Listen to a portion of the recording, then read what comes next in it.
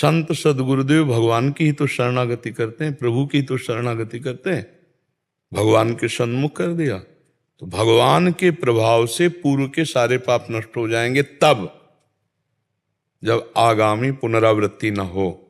अगर वही पुनरावृत्ति हुई तो शरणागत कहाँ हुए?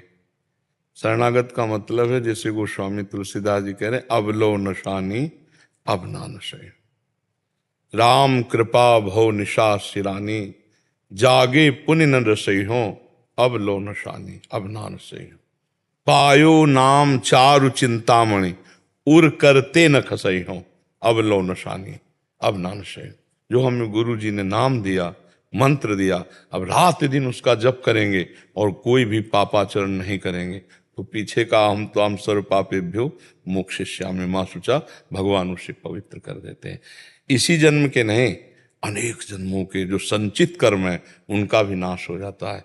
और क्रियमाण जो अब हमसे हो रहा है बहुत संभल संभल के करें, कोई पापाचरण न हो, डरता रहे कोई हमसे धर्म विरुद्ध आचरण न हो जाए, बड़ा मंगलमय जीवन हो जाता है भगवान की शरण में जब हम हृदय से शरण होते हैं।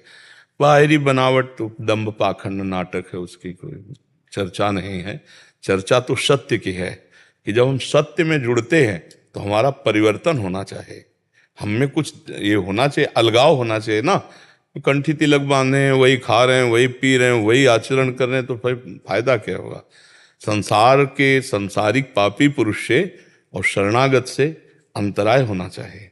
उसका बोलना, उसका बैठना, उसका देखना, उसका सुनना, उसका चलना शास्त्र सम्मत भागवतिक होगा, और वो मनमानी होगा, वो दुर्गति को प्राप्त होगा या सदगति को प्राप्त होगा। तो इसलिए बहुत सावधानी से, अब लो नशानी अब ना नशे हो, तो पूर्व के पाप, अहम तो हम सर्व पापेभ्यो मोक्षयिष्यामि मां शुचा, सब पापों से तुम्हें मैं बचा, और उन्हीं का बल है। अगर वो न क्षमा करें, हम भोगना शुरू कर दें तो भोगते चले जाएं, कई जन्म भोगते रहें फिर भी नहीं पार पाएंगे। क्षमा ही हमारा उपचार है। तो भगवान हमें क्षमा कर दें, हम उनकी शरण में उनका नाम जप करते हैं।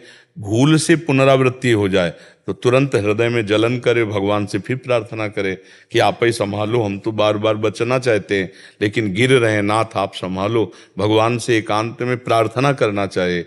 वो सर्वंतर्यामी सर्वज्ञ सर्वत्र विराजमान प्रभु प्रार्थना सुन लेंगे तो हमको काम क्रोध आदि दोषों से बचा लेंगे।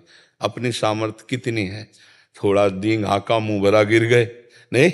हाँ, तो इसलिए भगवत शरणागति, भगवान का आश्रय, यही सबसे बड़ा बल है। और वही सब बात बना देंगे, पक्का बनाना ना होता तो घसीटे काहे को।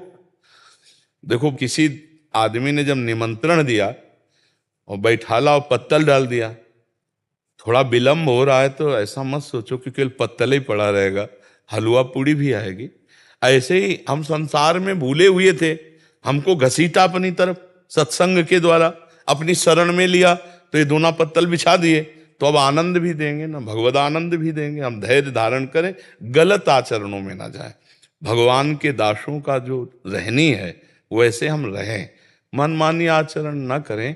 तो जहां साधक मनमानी आचरण करता भ्रष्ट हो जाता है। भगवान से विमुख पहले भी था, सम्मुख होने की हवा आई कृपा की, फिर विमुख हो गया।